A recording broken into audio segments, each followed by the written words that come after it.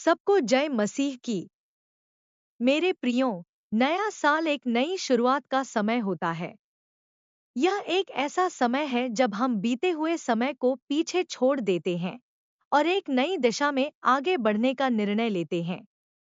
Bible में नया साल केवल कैलेंडर की तारीख बदलने का समय नहीं है, बल्कि यह आत्मिक और शारीरिक रूप से ईश्वर के साथ एक गहरे संबंध बनाने का अवसर है। आज मैं आपके साथ एक ऐसा विशेष बाइबल वचन साझा करना चाहती हूँ जो नए साल में आपकी आत्मिक यात्रा को प्रेरित करेगा, जिससे नया साल आपके लिए आशीषों से भरा हुआ साल होगा। इसीलिए वीडियो को पूरा देखिए। तो चलिए वीडियो को शुरू करते हैं।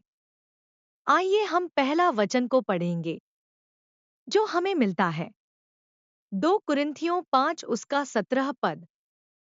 उसमें ऐसा लिखा है, इसलिए यदि कोई मसीह में है तो वह नई सृष्टि है, पुरानी बातें बीत गई, देखो सब कुछ नया हो गया है। मेरे प्रियो, यह वचन हमें एक अद्भुत संदेश देता है। ईश्वर हमें पुराने जीवन से मुक्त कर नए जीवन की ओर ले जाने की बात कर रहा है। आइए इसे गहराई से समझें और देखें कि यह वचन हमारे नए साल के संकल्पों और हमारी आत्मिक यात्रा पर कैसे लागू होता है। प्रियो, जब हम मसीह को अपने जीवन में स्वीकार करते हैं, तो हम नई सृष्टि बन जाते हैं।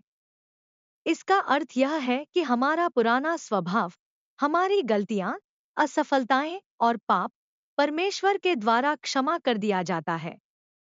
प्रियो, यह नया साल भी यही संदेश देता है। यह हमें अपने अतीत की परेशानियों और निराशाओं को छोड़कर एक नई शुरुआत करने का अवसर प्रदान करता है। मसीह में हम यह आश्वासन पा सकते हैं कि ईश्वर हमारे अतीत को याद नहीं रखते, बल्कि हमें नया जीवन देने के लिए बुलाते हैं। प्रियो, वचन आगे कहता है कि पुरानी बातें बीत गई। इसका अर्थ यह है कि नए साल का समय हमें यह सोचने का अवसर देता है कि क्या ऐसी चीजें हैं जिन्हें हमें पीछे छोड़ना चाहिए। शायद यह हो सकता है हमारी नकारात्मक सोच, गुस्सा या जीवन के प्रति निराशावादी दृष्टिकोण। कुछ भी हो सकता है। बाइबल हमें सिखाती है कि हमें अपने पापों और पुराने स्वभाव को क्रूस पर चढ़ा देना चाहिए, जिससे हम परमेश्वर के लोग कहलाएंगे। मेरे प्रियो, आइए हम दूसरा वचन को पढ़ेंगे। वचन हमें मिलता है इब्रानियों 12 उसका 1 पद। उसमें ऐसा लिखा है, इसलिए आओ हम भी सब बोझ और उस पाप को उतार फेंके जो हमें आसानी से जकड़ लेता है, और उस दौड़ में धीरज से दौड़ें जो हमारे आगे है। प्रियो, इस वचन का अर्थ है कि पुरानी बातें हमें जकड़ने की कोशिश करेगी, लेकिन हमें ईश्वर की सामर्थ में यह विश्वास रखना चाहिए कि हम इनसे ऊपर उठ सकते हैं।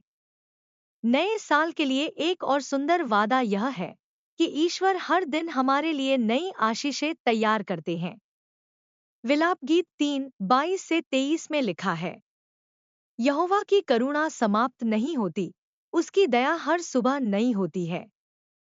प्रियो, इस वचन का अर्थ यह है कि हर दिन एक नई शुरुआत है। जब हम अपने जीवन को ईश्वर के हाथों में सौंपते हैं, तो वे हमारे लिए नई योजनाएं और नई संभावनाएं खोलते हैं।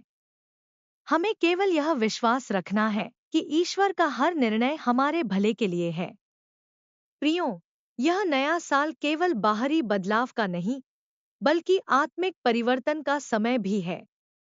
ईश्वर आपको एक नई सृष्टि बनने के लिए आमंत्रित कर रहे हैं। क्या आप इस निमंत्रण को स्वीकार करेंगे? अगर आप चाहते हैं, तो आमीन टाइप करें। प्रियो, यीशु मसीह में हमें अतीत से मुक्त होकर एक नए जीवन में प्रवेश करने का अवसर मिलता है। इस नए साल में ईश्वर के प्रेम और उनके मार्गदर्शन को अपने जीवन का हिस्सा बनाएं। अगर यह संदेश आपके दिल को छुआ है, तो इसे दूसरों के साथ शेयर करें और वीडियो को एक लाइक भी जरूर करें, और इस नए साल में ईश्वर के साथ अपनी यात्रा को आरंभ करें। आमीन।